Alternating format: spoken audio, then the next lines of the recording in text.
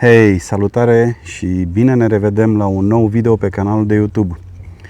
Astăzi este sâmbătă, este ultima zi din cele 25 de zile din care am pornit în călătorie. Am mers peste 5.000 de kilometri, am consumat în jur de 375-380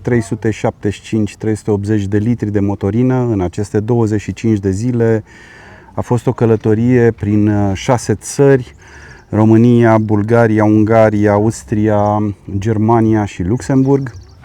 Este genul de călătorie care îmi place să-l fac, să merg să călătoresc și să lucrez. Am pornit în data de 24 iunie, deci luna trecută, am pornit într-un prim tur ghidat prin nordul Bulgariei. Am finalizat turul la Crama Venetic, unde am petrecut o seară faină în compania unui vin foarte bun. De acolo drumurile noastre s-au despărțit, fiecare a mers către casă. Eu am văzut pe prietenul Marian de la Dexter din Olănești. Am stat un pic și în Olănești, după care m-am dus la Sibiu, mi-am făcut serviciul la camper, a trebuit să-i schimb uleiul, revizia la 30.000 de kilometri. Și pentru că acolo am găsit, nu pentru că acolo vroiam, dar acolo s-a nimerit, acolo am găsit liber, pentru că eu trebuia să plec imediat în Germania. Pe 6 iulie trebuia să fiu la prezentarea noilor modele a Horn, pe care mulți dintre voi le-ați văzut. De acolo am mai mers, am mai vizitat câteva chestii prin Luxemburg cu niște prieteni. M-am întors în țară, am mai făcut o deplasare, dacă tot am ajuns la Arad, la niște prieteni, după care am mers să văd ce mai face Adi Muntean la AME Conversion. După care am fost la Oradea, am filmat dezinfecția instalației de apă din campervanul meu. Am oprit la Camping Alegria, am petrecut o noapte acolo.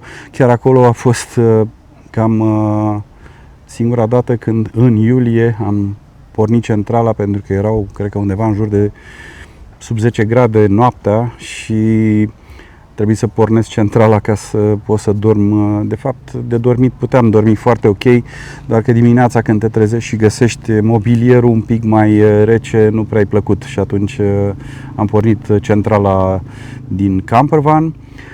După asta m-am dus la RV Transilvania, am făcut un montaj al unui filtru de apă de la VM Aquatec. După asta am pornit, m-am dus la Târgu Mureș în 2 locații, la niște prieteni, am petrecut un weekend acolo superb. După care la Visual Mob Conversion, pentru a verifica, eu mi-am cumpărat o remorcă de cai pe care vreau să o transform și o să vedeți un proiect interesant. Și am trecut să văd care e stadiul lucrărilor pe acolo. De acolo am mers iar la camping la Bubu în Transilvania, am stat un pic, m-am relaxat un pic pe acolo. Ieri am trecut pe la Rezistența Făgăraș.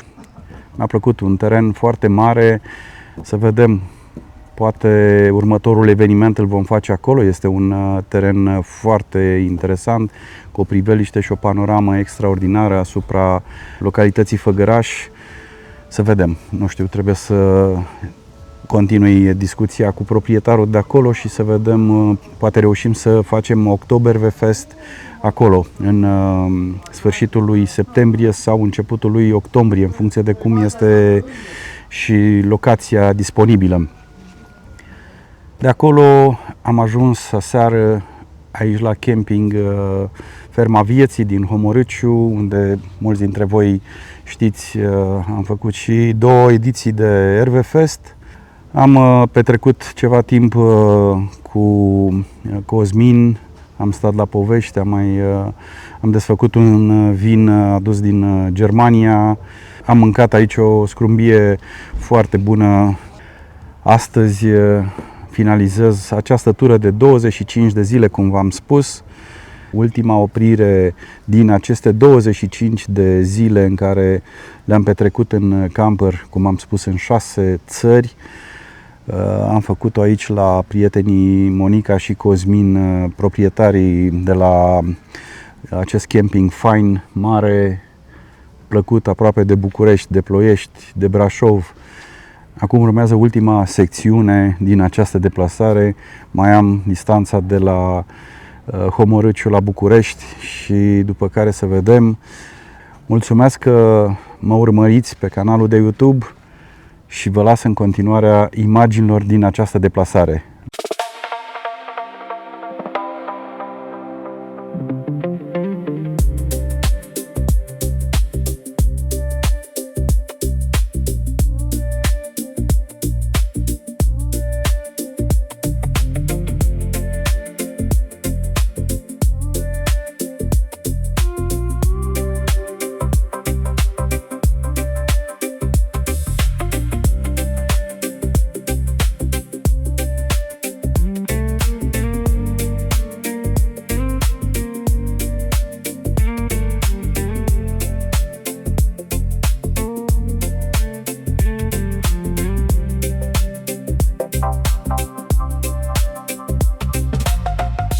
Am ajuns în Luxemburg pentru prima oară și am vizitat 2-3 locuri, printre care Goldfralai, locul unde stâncile spun povești.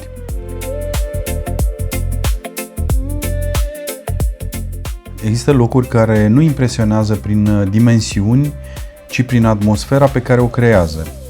Goldfralai este unul din ele.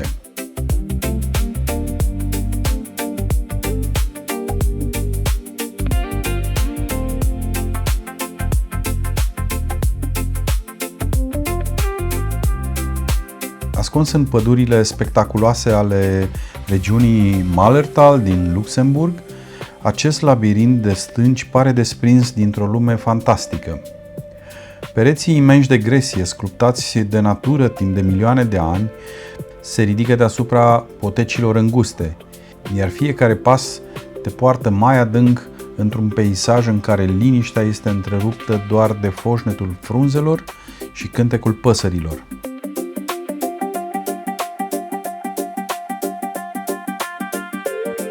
Lumina care pătrunde printre copaci transformă fiecare colț într-un tablou. Peisajele înguste dintre stânci, rădăcinile care îmbrățișează pietrele și vegetația luxuriantă creează impresia că explorezi un loc rămas neatins de timp.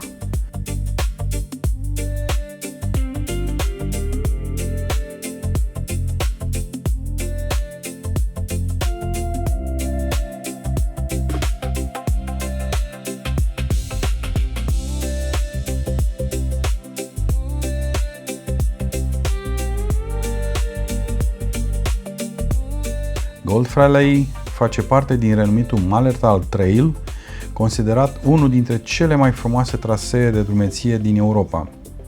Aici nu vii să mergi doar pe munte, vii să descoperi natura în forma ei cea mai spectaculoasă și să te bucuri de fiecare pas.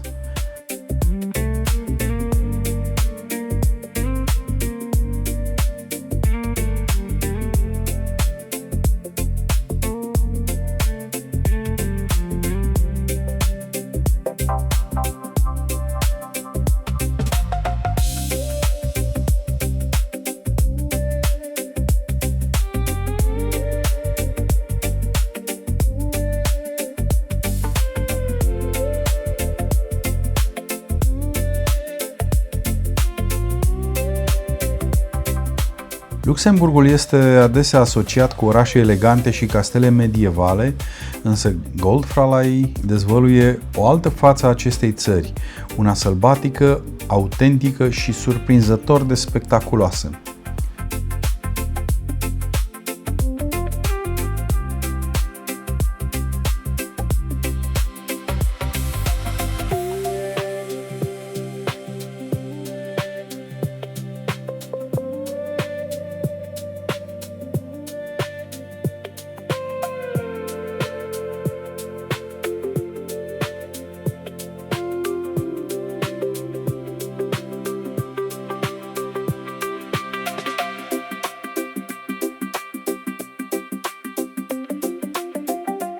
Dacă îți plac locurile mai puțin cunoscute, unde natura este personajul principal, pune Goldfralai pe lista ta de călătorii. S-ar putea ca la finalul traseului să pleci cu mult mai mult decât câteva fotografii frumoase. Vei pleca cu sentimentul că ai descoperit unul dintre cele mai bine păstrate secrete ale Luxemburgului. A doua zi, luni dimineață, am fost la Ruppersberg, la o cramă unde Hornkamp a avut prezentarea noilor modele de autorulote model 2027 și spre seară, după ce am terminat toată prezentarea, am stat cu doi youtuberi importanți, un elvețian, Kai, și Dirk de la Avanti On Tour, un youtuber german pe care vă recomand să-i urmăriți pentru că veți vedea lucruri interesante. Le-am dat palincă, dar le-am dat și un vin românesc de la domeniul Bogdan. Haideți să vedeți reacțiile lor. Și mulțumesc lui Kai, care a avut amabilitatea să-mi furnizeze imaginile filmate de el, să le pot folosi în acest video al meu. Marian. Yes. Hi, You're a YouTuber from Romania? Yes, Can we say that? I'm a traveler, I'm a YouTuber, Yeah. RV Travel. So like we are? Yes, of course. And I like to invite you to little It holy looks, water. It looks pretty clear. Yes, it's holy water. Holy water. All right. So you From see Romania. It from Romania. Yes, All called right. palinka.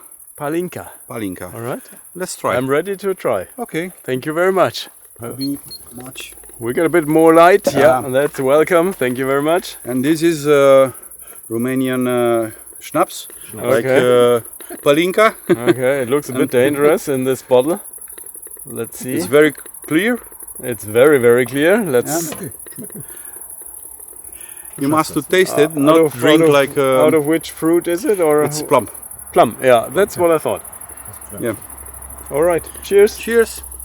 And, Dirk is also here. Ja, natürlich bin ich hier. He's not in bed yet. Wo soll ich sonst sein? Well, maybe in bed. Nee, ist noch früh. Ist noch früh. All right, guys. guys, Great, we're cheers. here. Cheers. Norok. Norok. Norok. In Romanian called Norok. Norok. Norok. In Rumänien sagt man Norok. Statt Nestrovi. Don't say. Ooh. Oh, that's a very nice one. Yes. Very plummy. It's holy water. Holy water. Absolutely holy, ja. Also ich sag mal so, ne, beim Camping oder beim Freistehen oder beim Parken triffst du einfach die coolsten Leute. Aus Rumänien zum Beispiel. Jetzt hatten wir einen rumänischen Schnaps, jetzt gibt es noch rumänischen Weißwein. Domeniul Bogdan. Okay. Ich glaube, wir haben was verpasst in Rumänien, als wir da waren. We'll enjoy it and try it and test it. Yeah, of course. Keep it, please, because I want to bring some glasses. Yeah, we need glasses. Interesting glasses. Wir haben eigentlich angeboten, unsere Gläser zu holen, wobei ich gar keins habe, aber er hat Gläser. Take a look. Also the Ooh, you even have the glasses suit fitting to the wine. yeah. Jesus, wow. I have no hand free. Sorry. No problem. So, das ist der Wein. Also. Bogdan. Ich hatte mal einen Kollegen aus Australien, der hieß Bogdan, der war aber aus Polen. Dirk versucht jetzt mal. Links, das wird ganz. Oh Gott, oh Gott, oh Gott. Verschütt das gute Zeug bloß nicht. Nein. Gib mir Mühe. Ja, danke. Ja, komm, du hast mich auch voll. Ja, Alter, ich bin schon betrunken. Ja, ich auch. Ja, da haben wir was gemeinsam mal wieder. Alle Gläser gefüllt. Well, thank you very much. Welcome. Let's and, thank enjoy you. Romanian wine. Domeniul Dirk. Bogdan. Bogdan wine. Yes. Guck mal.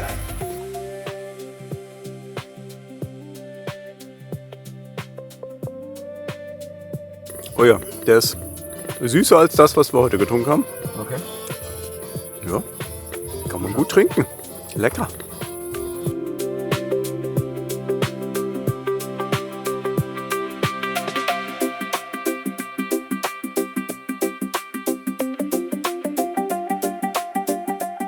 Tocmai ce am ajuns din Germania de la întâlnirea dealerilor Ahorn, unde am fost să filmez noutățile celor de la Ahorn.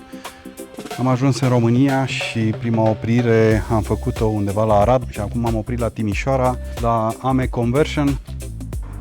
Astăzi mă aflu la Oradea, de fapt lângă Oradea, în localitatea Leș, la Optimus Caravan Centrum. Am venit pentru o detartrare și o dezinfectare a sistemului de apă de la campervan. Am pornit de la Oradea către noile destinații, iar în seara asta m-am oprit aici la Camping Alegria. Este un camping foarte fain, e un camping foarte liniștit și foarte ok. Eu m-am campat acolo pentru că dimineața vreau să plec mai departe. Trebuie să mă opresc pe la Cluj, pe la Tureni, în drum spre Târgu Mureș. Pe la Târgu Mureș, după aia mai vedem care va mai fi următoarea destinație, încă nu știu. După ce am făcut dezinfecția la campervan, acum am ajuns la RV Transilvania, la Horațiu. Am tras cu ochiul și l-am văzut că este în mașină. Am venit să facem un montaj. Da, este un dispozitiv UV pentru dezinfecția apei și varianta asta ce ai adus-o tu acum este și cu filtru. Gata și vizita la dealerul RV Transilvania din Tureni. Mă pun la drum. Următoarea oprire, Târgu Mureș. Acolo mă așteaptă o surpriză. Am ajuns la Târgu Mureș. Am parcat în curte la niște prieteni. Avem aici ciubăr. Abia aștept să se facă seară. Avem o bere, televizor, ne uităm la meci dacă e cazul. Am lucrat un pic aici la laptop, am lucrat ceva montaje. Acolo avem o saună pe care aștept să o testez de seară. Dar haideți să vă arăt aici. Am sărit mai devreme în piscina asta. Este superbă. Superbă, temperatura apei este perfectă. Că abia aștept să mă bag și sub acest jet de apă.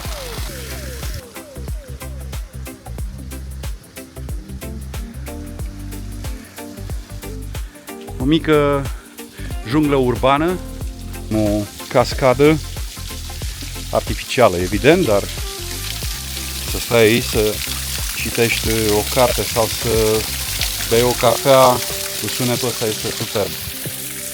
Sunt în Târgu Mureș, nu știu exact pe unde, dar în Târgu Mureș.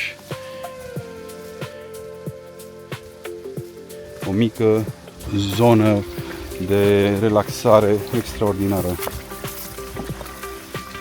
Și aici un alt lac cu nuferi și cu foarte mulți pești.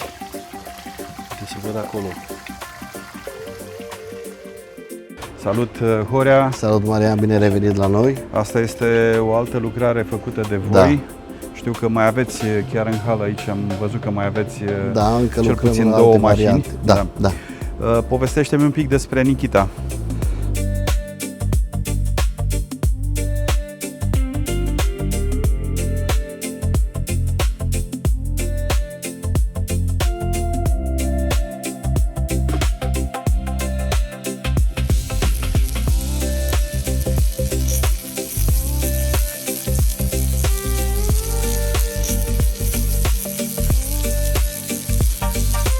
Peste 5.000 de kilometri, în jur de 375-380 de litri de motorină în aceste 25 de zile, 6 țări. Am scos o medie de vreo 7,5% cu campervanul meu în toată această deplasare. Acum urmează ultima secțiune din această deplasare. Mai am distanța de la Homorâciu la București.